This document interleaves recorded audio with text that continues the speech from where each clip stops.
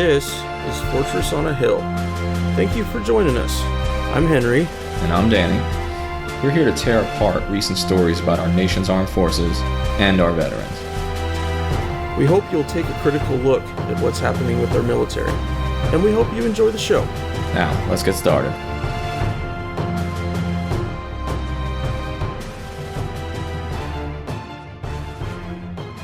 All right, so hey, listeners, today we are lucky enough to have Spenser Rapone, who is a friend and a colleague, I'd like to think, in the movement. Spenser was an enlisted soldier in the Ranger Battalion, served in Afghanistan, and then received an appointment to West Point. And that's one of the more rare ways to get to West Point, to have combat service before you're a cadet, is something that's relatively rare and highly respected for the most part among the cadets. He graduated from West Point. He was a history major. When I was in the department, he actually graduated. He was known as a very astute and dedicated student, to say the least. He was well known. And as Spenser's going to tell you, he caused some waves over this last year when he released photographs of himself in solidarity with Colin Kaepernick, as well as the broader movement, stating, written in his hat, "Communism will win." For this, the Army immediately began investigations, and I'll let him tell the story from there. But Spenser's living in New York City now. He's definitely carrying on with the movement. He's got so much just intelligence and experience for someone so young, and so we're really glad to have you, Spenser. Yeah, thanks for having me on. I'm glad to be here. I really appreciate that glowing introduction as well. So, you've told this story so many times. It's one of those things where it probably becomes almost like mythologized even in your own mind. But right. What do you tell people, like, when they ask you the ubiquitous question that I'm asking you, which is, what happened and what were the consequences and why? I'm sure you get that question a lot, whether it's in bars or formal settings. Right. Yeah. It's tough because what I did over the last year didn't happen in a vacuum, and there's so many experiences I had and places I've been and studying I took part in the years leading up to almost 1 year now. September 26th of last year when I first stated those things. But I guess to give the bottom line up front, I was coming towards the end of my time in high school. I always kind of had my eye on West Point from, I guess, my freshman year. It seemed like an interesting thing to do. I kind of wanted something that wasn't a typical college experience. It was free, which was also very important considering I'm one of 6 children from a pretty, typical working class Rust Belt family. I'm from Newcastle, Pennsylvania, which is right outside Pittsburgh. So West Point kind of made sense at the time. I applied out of high school, got my nomination, but did not get my appointment. So I figured I might as well enlist, get some experience there. Whether or not West Point would be in the cards, I figured I could also get college money from the GI Bill. And like a lot of young men in this country, I was somewhat, I guess, seduced, to say the least, by this idea of, war and adventure and everything that entails. So long story short, I did quite well in basic training, or one-station unit training as it's known in the infantry world. Got to airborne school. Because I did well in both those things, I went on to RASP, the Ranger Assessment and Selection Program, the thing that's replaced RIP. Passed through there, graduated, got to the 1st Ranger Battalion in Hunter Army Airfield, Georgia, and deployed to Afghanistan in July of 2011. Wasn't there too long because Ranger deployments are only 2 to 4 months. But when I came back a couple months later, I very much had a sour taste in my mouth with what I experienced, what I saw, what I heard. I didn't really see any connection with the ideals that the Army professed to be upholding in terms of what I partook in overseas. I felt like a big bully who was really just inflicting violence and dominance on one of the most oppressed and marginalized people on this planet and one of the poorest countries in the world. And so I was left with a lot of questions on what I could do.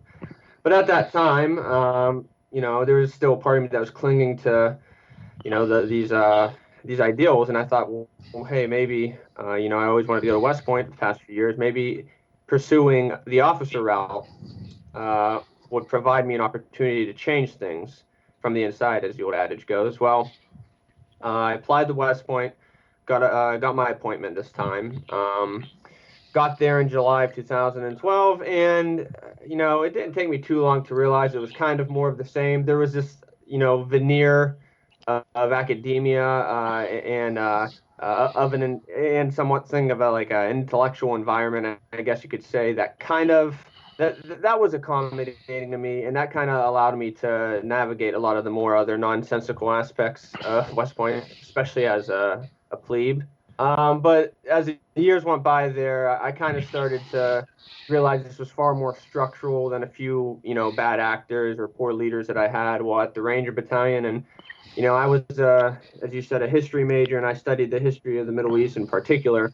And, especially understanding the role of Western imperialism in the region, from the British and the French to, the United States inheriting that colonialist mantle. I started to realize I had quite a contradictory existence, and I had to resolve that somehow.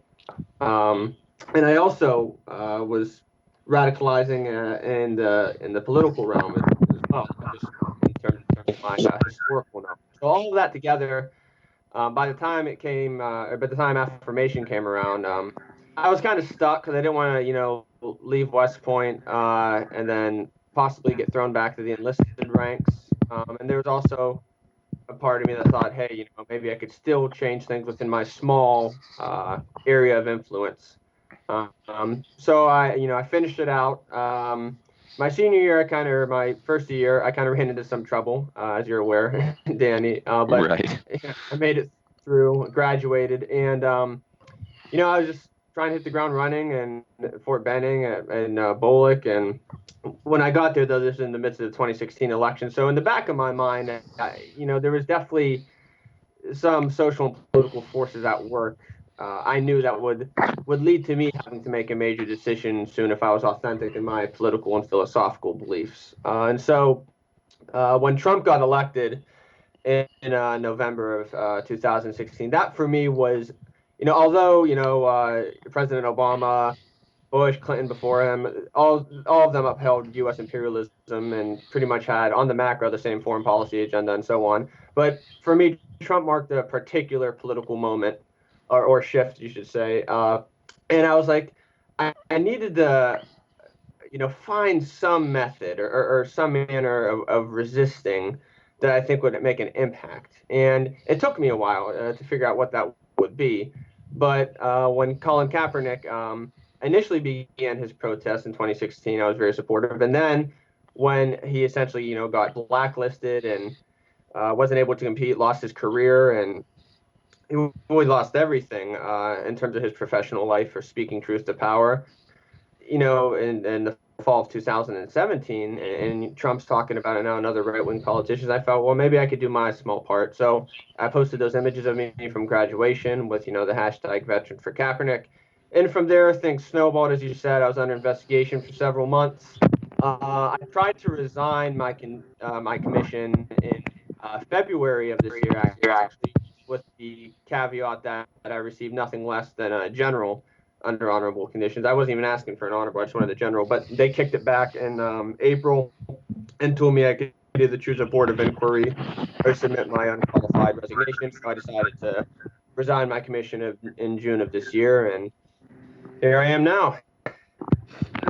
Well, I mean, when you discuss the structural impediments and how they conflict with the individual soldier's sort of mentality of doing the best in the small frame that you're given, I've felt that same experience on a lesser level, but throughout 18 years now of being involved in this machine. And I think that, Henry, you probably agree, in so many ways, that is the struggle of any quasi intellectual or even just thoughtful soldier or officer, Yeah. and I think it could be damaging to one's psyche, in fact, to fight it for so long. Yeah, too much. I know when I came in, I gave everything too much benefit of the doubt. is that I assumed I would have good leaders. I assumed I would have acceptable missions, moral missions, Spencer, things that I could look at and say, this is legitimately helping someone, and I'm not Hmm. just pulling a trigger for a government. And I had the same process too, although is that my time, I, I, I didn't see nearly as much carnage. I didn't know most of the things that I know now until years and years later, because it just wasn't part of my time in Iraq. But yeah, no, it's just giving that blank space, and it gets filled up with hubris and fucking death. Yeah. And I think I like how you said you kept giving everything the benefit of the doubt, because that was so much my story in terms of like, you go through basic, right? This is bullshit, but things will get better when I get to Yeah, this yeah. next. You follow on training. You get there. Oh, this is bullshit, but when I get to my unit, it'll get. And you get to your, it's one thing. Eventually, you reach a point. It's like, okay, maybe there's a pattern here that I'm tending to ignore when I'm coming face to face with it. It's interesting how you mentioned Colin Kaepernick and how he really is, not only blacklisted, but loses a pretty promising career and livelihood to a certain extent. And you lost something as well. I mean, even though you were no longer certainly in love with the army by the time you left, I mean, you were, they denied the qualified resignation and they put you through some drama. I mean, stuff that affects anyone. And yet at the same time, you look at the massive failures, both tactical and in many cases moral, of like high-ranking generals, and how little is ever taken from them, how everyone in the old boys club of senior officers just gets to retire honorably, or is kindly and softly sort of shuffled away. And you compare that with activism, and it's apparent that the machine, whether it be the U.S. government, the media market, or even a National Football League, the machine is much harder on activism and dissent than it ever is on massive incompetence or moral failings near the top of the organization. Yeah, I mean, without question. Even while I was at West Point, I was always, perplexed with why figures like McChrystal, Petraeus, and Abizade, they were still respected, seen as successful and successful officers that you even want to emulate on some level. I remember we had this one football game we were forced to go to at Yale, and McChrystal has some position there, and we were all forced to listen to him speak to us, and I'm like, this is the guy. In addition to his litany of war crimes, I mean, he was spearheading the cover up and the lies about Pat Tillman, being killed by friendly fire. And there's countless other examples. And for me, it was such a contradiction. And we were taught, hey, we want critical thinkers here. We don't just want mindless drones. But they claim that. But then when you put any of that critical thought into practice, you're absolutely crushed. Whereas you could have any number of, the generals or senior ranking officers who could either say something or do something that's abominable. And at the worst, they might get quietly retired with full benefits and then land a position with some defense contractor or something. Yeah, it's disturbing. I think it does again speak to the structural rather than individual bad apple argument, and it's definitely purposeful, the way they go after dissent, and it's no accident that, and it's not just the military, it's all these large organizations, and we'll get to that in a bit. Yeah. But I want to give Henry an opportunity to ask his first question.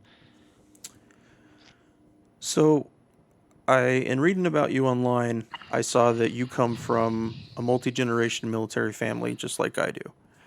And I was wondering about, how did your time growing up solidify for you that you were someone who wanted to join, who wanted to be part of the military, and how do you look back on that time now that you're off of, the Empire Express, so to speak?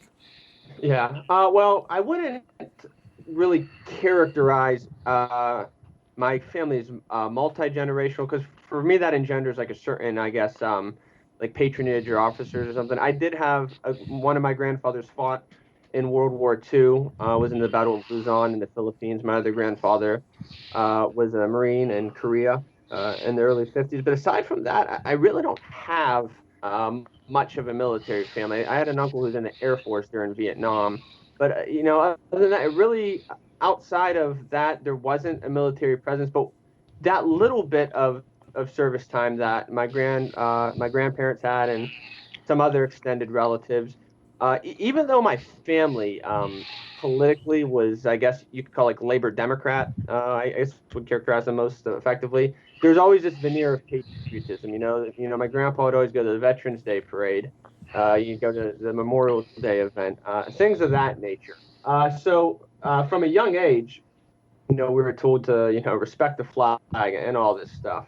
But when I first was actually looking at joining, a lot of my family, they were very much enthusiastic about me going to West Point. But when it came time to me actually enlisting, and because, I was a gung-ho 18-year-old kid and I wanted to go to the infantry, they were not too down with that piece. So it was rather contradictory. But there's no question that aside from the family element, anyone in my age and generation who grew up in the post 9/11 era, I mean, we were absolutely shaped by various cultural and social pressures. Oh, If not yes. to join the military, then to at least, respect it or display some sort of reverence whenever it comes up. Yeah, it's amazing the extent to which our public space and our entertainment space has become so hyper nationalistic and militarist. I mean, um, as someone who grew up really just before the 9/11 attacks, I went to West Point on July 2nd of '01. So I thought I was going to Kosovo. It turns out I was going to a career of war. Um, but watching something as simple as the NFL or the Major League Baseball, the MLB, and how those entities of just sort of public adulation have changed since before 9/11 to after. I mean, every single game today is a martial celebration, Right. whether it's soldiers on the field or firefighters, cops, and soldiers, American flags bigger than stadiums. That was a relatively rare thing prior to 9/11. Not to say there was no public militarism, but it was generally confined to Veterans Day and Memorial Day until 9/11, and it seems that it's really gone off the rails. So I'm interested in your experience because, as someone who went to high school in the shadow, sort of the 9/11 attacks and the invasion of Iraq, it is rather different and must have had its own sort of pressures in terms of, let me join, let me do my part. Oh, absolutely. I was in fourth grade when 9/11 occurred, and just seeing, because it was shocking to a lot of people for a variety of reasons. But I remember, 2 years later, uh, my parents and most of my relatives, although they were horrified what happened on 9/11, even they realized with no military experience that you know, it's like, okay, Afghanistan, it was kind of confusing what we were really doing there. There wasn't really any clarity as to the connections between, the majority, the hijackers being of Saudi citizenship, and then there's this nebulous idea of Al Qaeda, the Taliban, which, and, the U.S. media superstructure kind of gets rolled up into one, Islamophobic threat. But aside from that, then Iraq starts coming down the pike, and most of the people within my social circle were quite horrified with it. But it was always confusing for me because although they were horrified, there was still this, again, this reverence and respect that you show the military. And, as I, got older and by the time I got to high school, I kind of just internalized that. I was like, you know, whether you like it or not, people are doing their part. And if you live in a country that becomes as hyper nationalist and hyper militaristic as this one, you start to wonder what your place is in that, and then you start to say, hey, well, hey, what am I doing in this pursuit of liberty and freedom and all these other so-called American values, and it leads you to make certain decisions, and it leads you to uh, develop a thought process that always questions not only your patriotism, but even your masculinity in a sense. And so for, youthfully exuberant young males, it's quite an enticing and a seductive paradigm, especially if you come from something of a middle class or a working class background. And even if you might do well in school, the financial prospects of education in this country are rather daunting. So there's a lot of aspects that lead you to joining. I mean, again, we talk about the patriotic or the ideological factor here, but think about the financial crash of 2008 and how many Right. families got crushed by that, especially where I'm from, in the Rust Belt, Western Pennsylvania, Eastern Ohio, all that region from like Youngstown to Pittsburgh got absolutely gutted. So again, I mean, there's so many factors that play a part there. But in the NFL thing too, it's funny because even though 9/11 happens in 2001, I don't think they even started doing the just insane pregame patriotic rituals until like I want to say like 2008 or 2009. So this is quite recent. But because our country has the cultural and historical memory of like a jar of butter, we just are like, oh yeah, it's always been that way. Yeah, but no, I Right. totally. It's something that just kind of breaks your brain thinking about, and it's horrifying. So we talked about structural problems, and that takes me to my next question. The United States, I hate the term American exceptionalism because it's so often been a veneer that cloaks militarism, racism, and many other things. But there are certain things in the world that the United States is fairly exceptional at. One of them is gun violence deaths.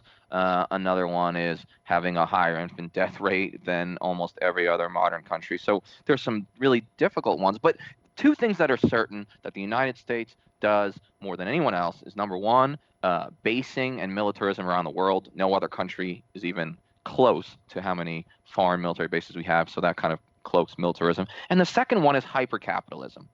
And I know that you've politically radicalized over the years. So what I'm interested in is your general thoughts on the connections between the hyper late stage capitalism of the American 21st century moment and our wars overseas and the militarism that you see. Yeah, certainly.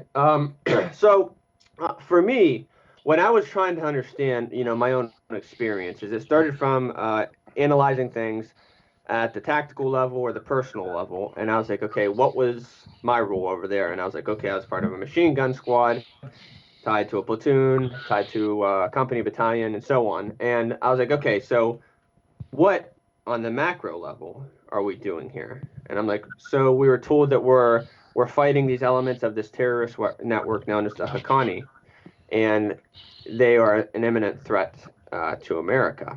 And I was thinking back, and I was like, I never really encountered anyone that was an imminent threat to America when I was overseas. So I'm like, a lot of other veterans are saying this, and even before the United States was involved in the current conflicts, for a long time now, this has been a thing.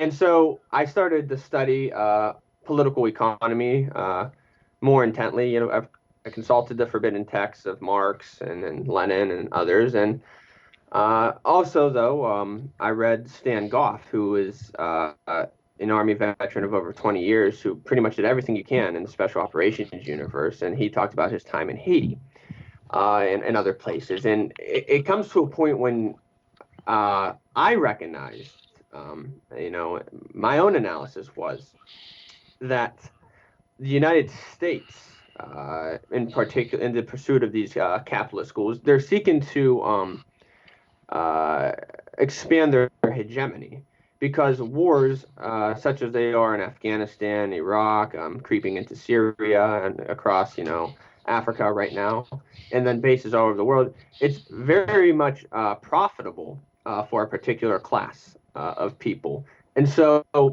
I think back again because my political education and philosophical education coincided with my time at West Point. Again, it's a very dialectical process being in an environment such as that, coming out with these perspectives. But I remember in my intro to psychology course, my plebe year, I asked my teacher, sir, what are we really doing in Afghanistan? You're a special forces officer. Clearly, you've seen it all. And I'll never forget, he told me he was having this, I guess, private forum with General Dempsey, former, of course, chairman of Joint Chiefs.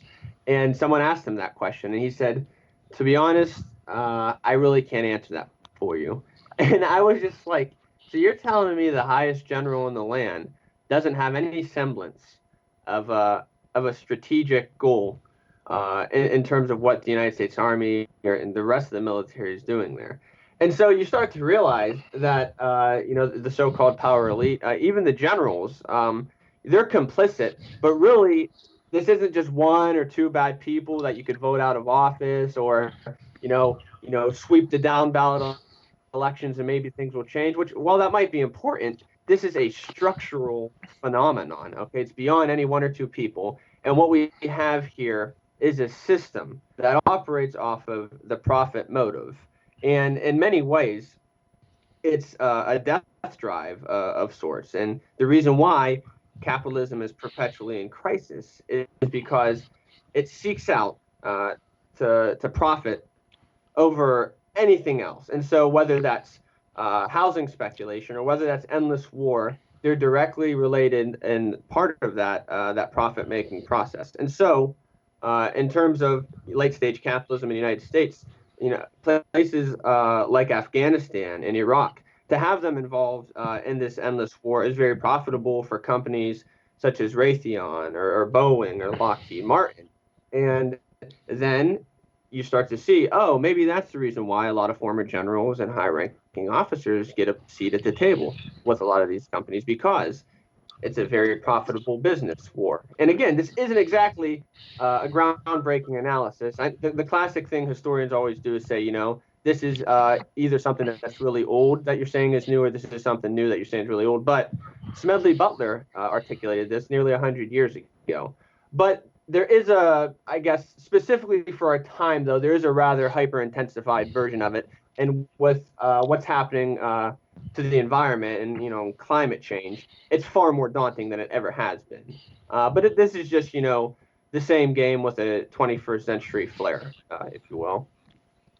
Absolutely, that's great. I think that comment or that vignette about General Dempsey not really being able to honestly answer to a group of mid-range officers what we're doing in Afghanistan is just so telling, and I'm glad you used that example. And Dempsey, of all the generals, I mean, is actually one of the smarter than average bears. Yeah. He's not just any general. He's a general who taught English at West Point, is a little bit more thoughtful than your average knuckle dragging, guy who just wants to fight and kill like he's a platoon leader well into his 30th and 40th year of service. So this is a fairly astute guy. And that is a very telling vignette. So I'm really glad you brought that up. And nothing should shock me at this point, but that did a little. Even now, thinking about that for a second, I imagine it must have had a profound impact on you as a plebe at West Point. Oh, without question. I mean, like you said, it's one thing if McChrystal or Caslin or any of these other, typical run-of-the-mill combat arms guy who's a general but still wants to be a PL, as you said. But when someone who actually is something of an intellectual, especially with, who inhabits the ranks of the Army at those higher echelons, I mean, that was exceptionally telling to me at that time. And that's why it stuck with me to this day.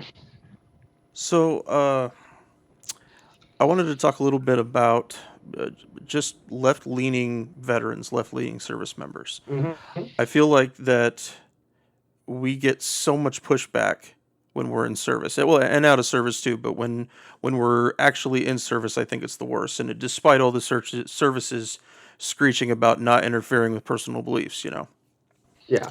So I heard this awesome quote from Vincent Clare recently, and I keep thinking about it a lot. It's hard to make a man understand something when his paycheck depends on him not understanding it. And I know the reasons I voted for Bush in 2004, and it had very much to do with being a soldier. I didn't see it at the time as an act of political power on my part, but a vote for the necessary support that I felt the Army needed and that President Bush was going to provide. I didn't look past it.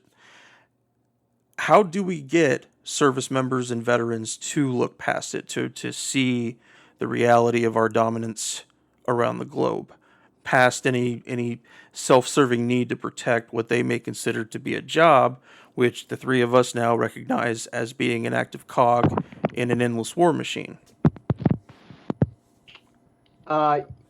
Just to make sure I got the question, you broke up a little bit. You're asking, how do we get service members that are passive or maybe not willing to speak out to understand what their role is in the power relations of war. Is that what you asked, Henry?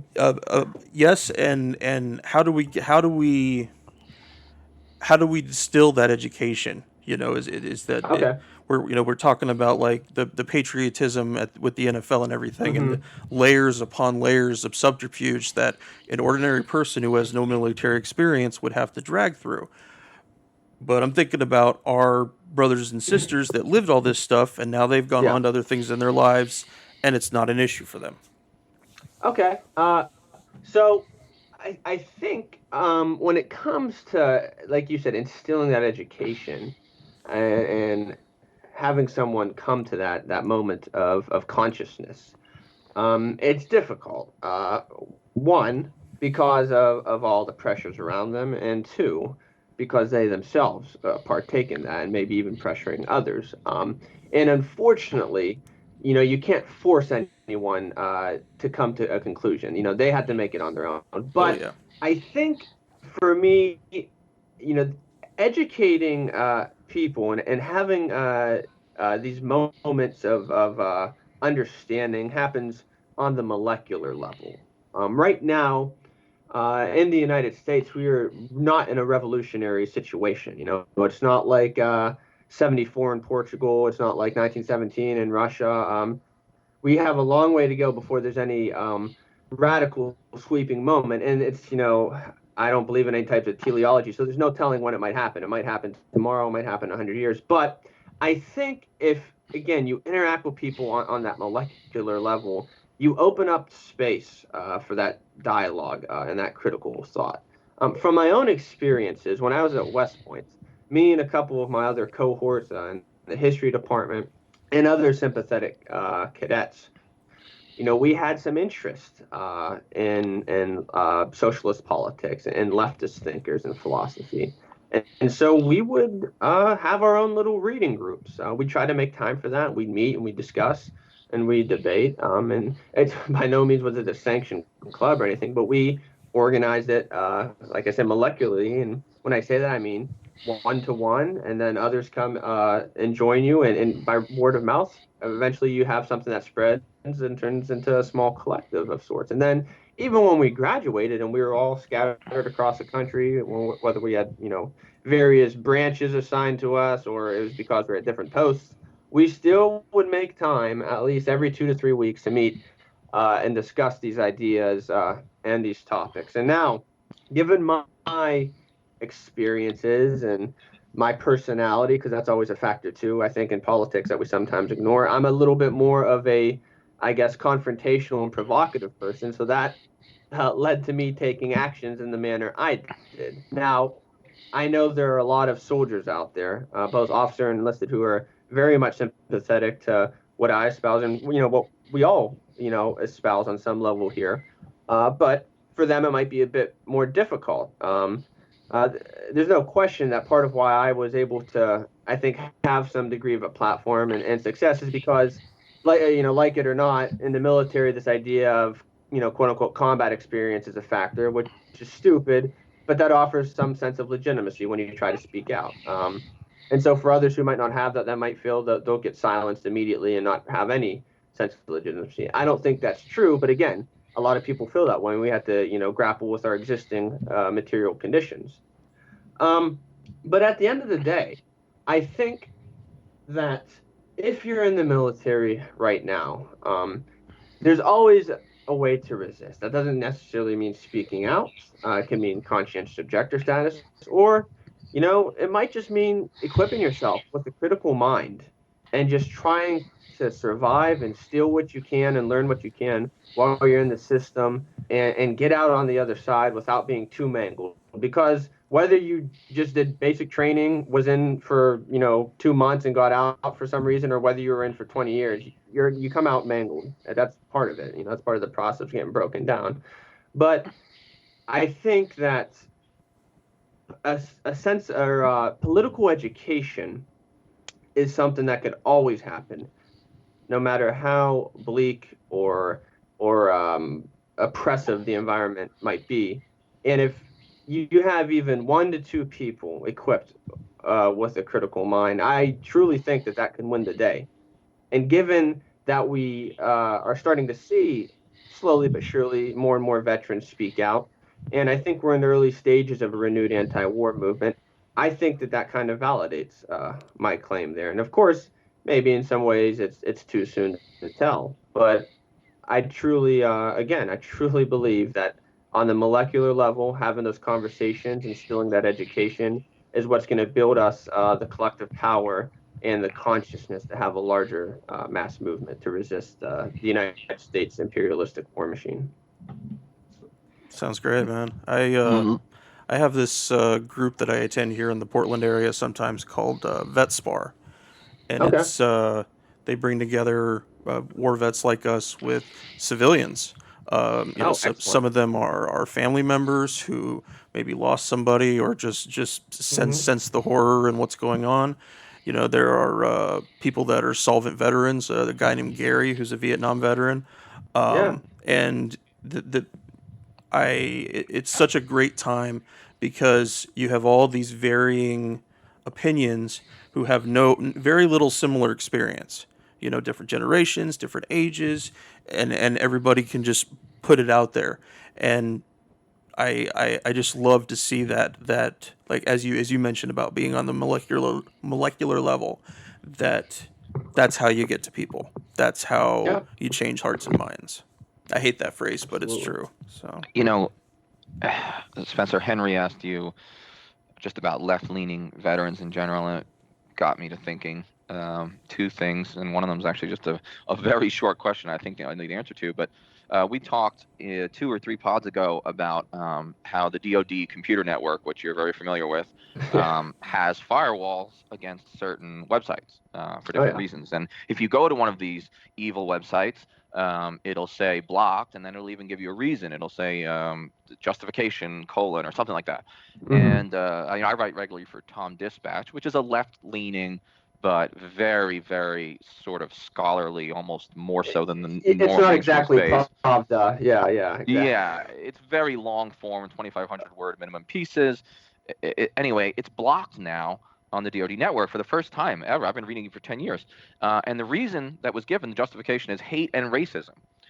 And so I said, man, that's really strange because I've been reading Tom Dispatch for 10 years and I've been writing there for 2 years, and there is no hate or racism allowed because Tom is a brutal editor. Right. So then I was like, well, what about the Intercept? Just go to the Intercept, do some really great reporting over there. Blocked. So I thought, well, it can't just be because these are left leaning sites. They must be blocking anything controversial. So I said, let me check out Breitbart. Totally free and clear. I said, Yep. well, what about InfoWars, which is like beyond, it's not even right wing, it's more conspiratorial madness, Yeah. totally allowed. And so that got me thinking. Henry asked you about what it's like. How do we as left leaning officers exist in our space and how to do it? Let me ask you this. If inside your hat you had written Make America Great Again, or if you had written Fascism Will Win, do you think Right. that you would have left the Army on the same discharge that you did? Uh, Absolutely not. I think at worst, it would have been some type of like localized administrative action taken against me, and that would have been it. And I say this because the Hampton Institute in 2014 published this study on rising white supremacy and neo-Nazi thought in the U.S. And one of their sections was on the military, and they posted that photo. I think most of us have seen by now of that Marine Scout sniper unit who were posing with a flag with two sig runes, which was the symbol of the Waffen SS. Right. And so you have that. Following Trump's election, you had this. I think this one of these Navy SEAL team. They were flying the MAGA flag or a Trump flag on one of their vehicles. And I think most recently there's a group of military personnel posing with a MAGA flag. So there's been so many examples of military personnel espousing a far right political line, but because of the United States and its economic and political system, such as it is, that's permissible. I mean, Noam Chomsky once said that the American political spectrum goes from center to very far right, and I think the military is a great case study in understanding that. And you need to look no further than who we honor and deify in the military. I mean, at West Point in particular, you still have a barracks named after Lee. He's still, honored as this perfect cadet and soldier. You have the Reconciliation Plaza, which upholds a white supremacist narrative of the Civil War. The majority of military bases are named after Civil War generals. So it's funny because not only were they abominable politically, philosophically, and as human beings, but they actually were pretty shitty generals too, and actually sucked most of the Right. time. Yeah. Yeah. But There's 11. There's 11 bases named after Confederate generals.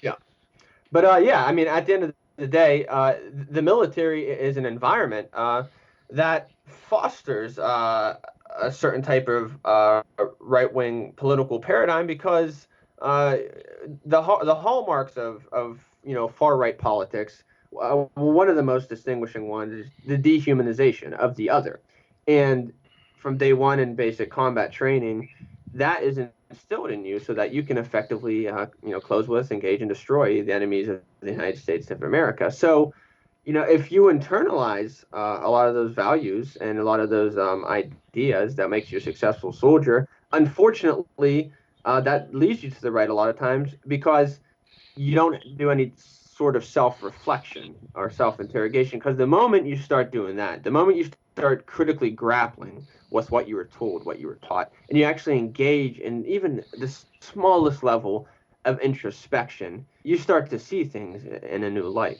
And you start to say, hey, wait a minute, I actually have a lot more in common with these people I'm told are beneath us than I do with any of these dipshit generals or high-ranking officers who are telling me to do this. It's like I want to, be with my family. I want to make sure they're safe and have food on the table. It's like, aren't these guys just doing that in the same way? And aren't they just put in a bad situation that's kind of out of their control? And so when you confront those aspects of it, I think that's when you start to understand. And again, right-wing politics in the military are a result of both the way you're trained and programmed, but also how the United States carries out its its foreign policy agenda overseas, and as we're starting to see domestically with how some of the police forces are starting to adopt certain military tactics and equipment and so on.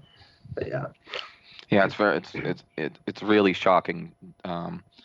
It's shockingly obvious that left-wing dissent or left-wing symbolism will be treated far more harshly, as you've demonstrated from several examples, including your own, than any sort of right-wing or even white supremacist dissent, which is basically swept under the rug for the most part. And that became apparent to me in my own case of being investigated for writing.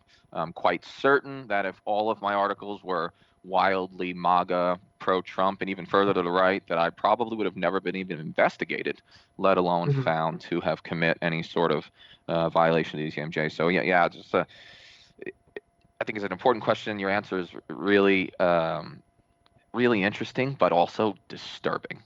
Right. No, it's quite unsettling, especially because you start to think of who operates at these positions of the higher ranks and who can just completely control the lives of hundreds of soldiers underneath them. And then you understand why this repressive apparatus works in the way it does, and how even the smallest of left-wing dissent can just completely ruin someone's life. And like what happens then if a lower-ranking individual decides to speak out and they don't yet have an education, they don't yet have some type of platform, and they have a vindictive commander? I mean, they can have their life completely ruined. So it's exceptionally disturbing. Um, tell us about your new podcast, Eyes Left. Yeah. So Mike Preisner, who's also a rather prominent anti-war veteran, he was an enlisted man in Iraq. He was in from 01 to 05, I believe. But he got out and threw himself into various anti-war activism, particularly with Iraq veterans against the war, which is now about face. But Mike I had watched his Winter Soldier testimonial shortly after graduating from West Point, and it really struck me. And so he was always someone I kind of carried on a correspondence with then in the coming days, especially when I came out publicly. And after the second media frenzy happened in the beginning of the summer, and I was out in a civilian again, I was just kind of decompressing back home in Western PA, and he messaged me and said, I have this idea of a podcast I've been toying around with, and after hearing you speak, I think you'd be a good fit for my co-host. And he asked me, let me know if you want to be on the show and get back to me. So I was like, okay, give me a few days here to consider it. And I knew that by that time, there's quite a few podcasts out there, particularly left wing podcasts. And then militarily speaking, of course, there's What a Hell of a Way to Die. Nate and Francis and Adrian, I'm friends with them. And then, of course, you guys, I've been keeping tabs on you guys too. So I was like, well, how are we going to fit in here? And Mike kind of explained it to me that, what you guys are doing, what the Hell of a Way guys are doing is important, but we wanted to fill a little bit more of a different role, in particular because of the manner in which I got out and Mike's own political platform that he has. He's a longtime member of PSL, the Party for Socialism and Liberation. I'm in the DSA, and we're both very much associated with those political organizations. And we thought that because of I guess, our partisan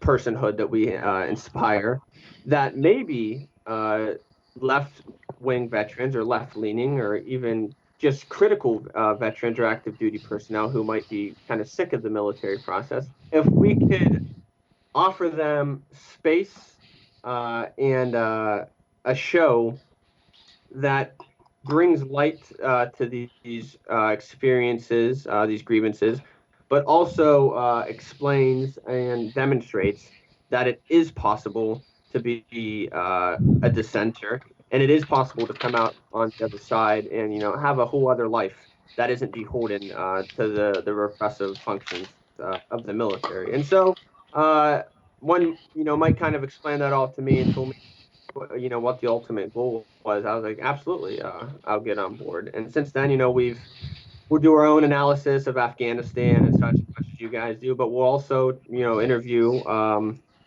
anti-war veterans. But most importantly, we want ourselves to be seen as people that if you're in the military right now, we provide both our show's email and our personal emails. You could reach out to us. We'll help you work through whatever process you feel is necessary or fitting for your own situation to get out of the military. And ultimately, we just want to show that, hey, I recently, spoke out against the United States military and against capitalism and militarism, and I'm still here, and I got my humanity back. But Mike did that, 13 years ago, and he's unscathed. And there's so many more of us than those in power would have you believe. So that's really what it comes down to. It comes down to showing that you can dissent and come out on the other side, and that there are people who are willing to take you in and welcome you with open arms in this mass movement that we're all trying to create in some way or another. Yeah, it's great. It's really such an intersectional movement, or at least it ought to be. And Yes. Some of these disparate parts, really should be coming on as one whole. And I think that, like, you being on our podcast, as well as some of we kind of cross-pollinate with other organizations that we are or are not affiliated with that I don't really speak about on the pod. But Right. there's an opportunity for intersectionality there that, you said you think that the anti-war movement is maybe burgeoning or growing or getting a second wind, and I hope that's true, because now is the time, because if not now, when? Which kind of brings me to my final question, and it's a dispiriting one, but I think it's something we have to talk about. You are an Afghan war veteran. You were an Afghan war veteran before you were a West Pointer. I mean, this is Right. something you experienced in 2011. I was there as well in 2011. Next year, children born after 9/11 will be joining the military, and undoubtedly some of those will be sent to Afghanistan. in 2018, September 2018, almost 17 years to the day that we first dropped Rangers into Afghanistan. Where do you see the Afghan war going, and what sort of predictions do you have for U.S. policy in that area? Well, given the past 17 years, the easiest prediction to make would be that things are just going to continue on the same path they have. But I think in saying that, and that's quite a bleak and despairing paradigm, as you just said, I think that my study of history shows that nothing can go on forever that inflicts this much harm, pain, and suffering on so many people.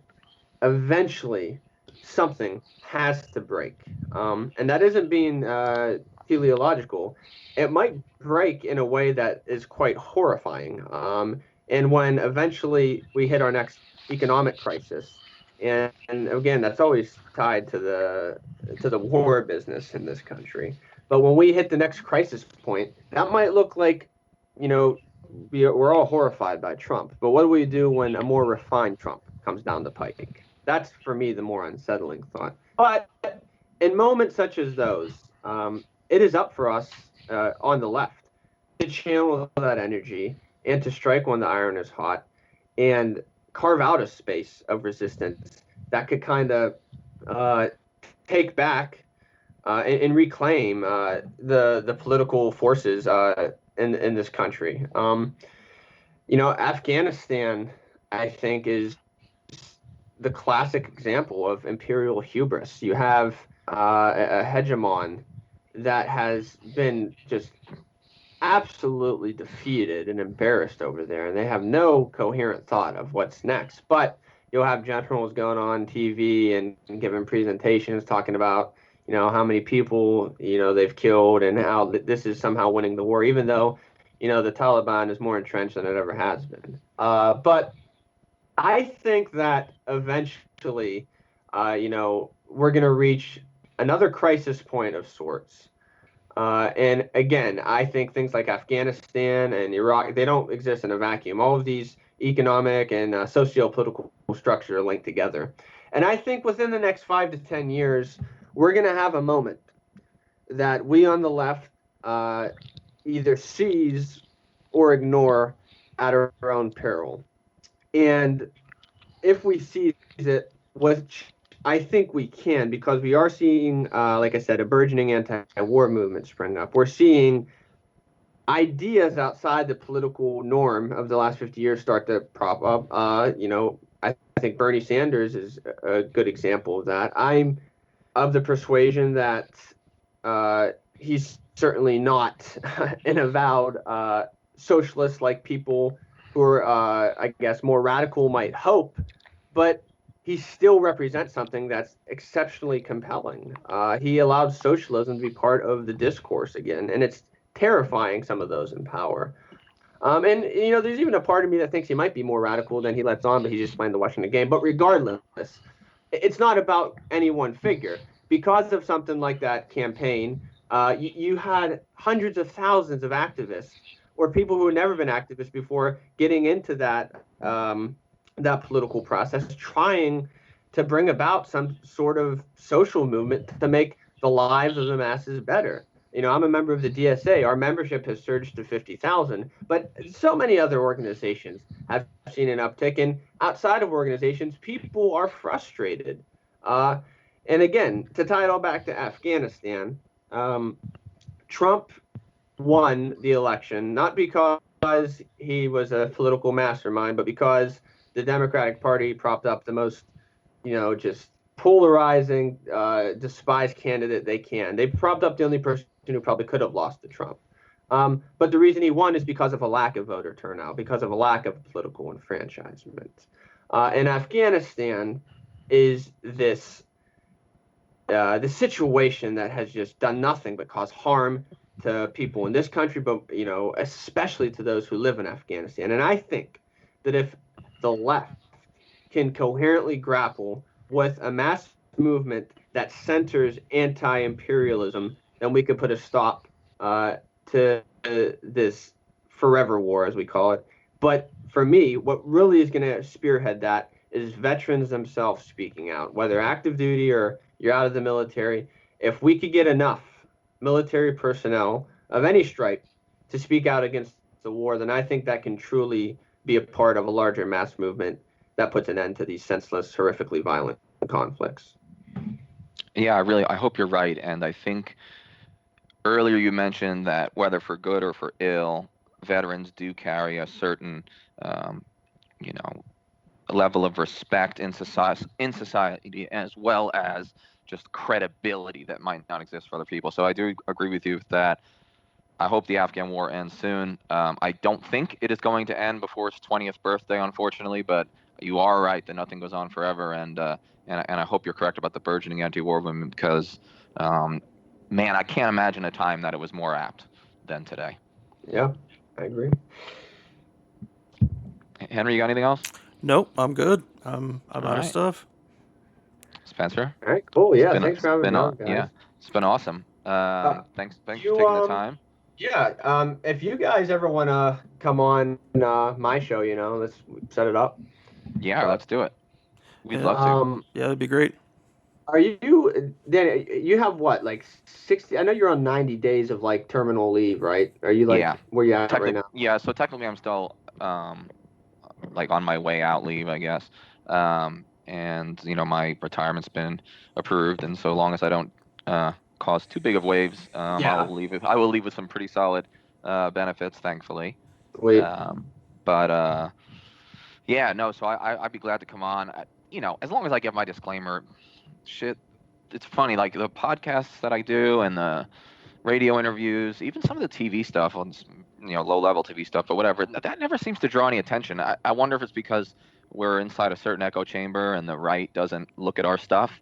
But only the writing has really caused any waves for me. I don't know why that is. That's interesting. Yeah, I think some of it's probably like the algorithms or whatever the fuck. You kind of get this content bubble. Right. Will you be out by the time you're doing your Palestine debate in the city? Or yes. Okay. Maybe we should like plan for, because that's why I was kind of waiting, just because I wanted you to be completely in the clear, and then you could start kicking the tires and lighting the fires. Oh yeah, as I will. Yeah, no, that sounds great, and I'd be happy to come on then, or before, or whenever. But either way, let's get together when I'm in New York for sure. Oh, for sure. Well, like I said, I'm going to try to pack the court, and get you a good crowd when we're. Yeah, good. Yeah, we need the BDS crowd there to help me. Exactly. Yeah. Well, thanks again, brother, and we'll talk soon. Okay. All right, fellas. Yeah, thanks for having me on. Yeah, thanks, brother. See you later. All right, Henry. Take care. Thank you for joining us today. Please come join the conversation at www.fortressonahill.com. You can also find us on Twitter at Fortress on a Hill, or on Facebook at www.facebook.com/Fortress on a Hill. We want to hear from our listeners about the topics and issues pertinent to America's military and veteran communities. And last but certainly not least, analyze your news and its sources very closely. Verify everything you read. And remember that no one, no matter how powerful, are above criticism, especially those with the power to send others into harm's way. We'll see you next time.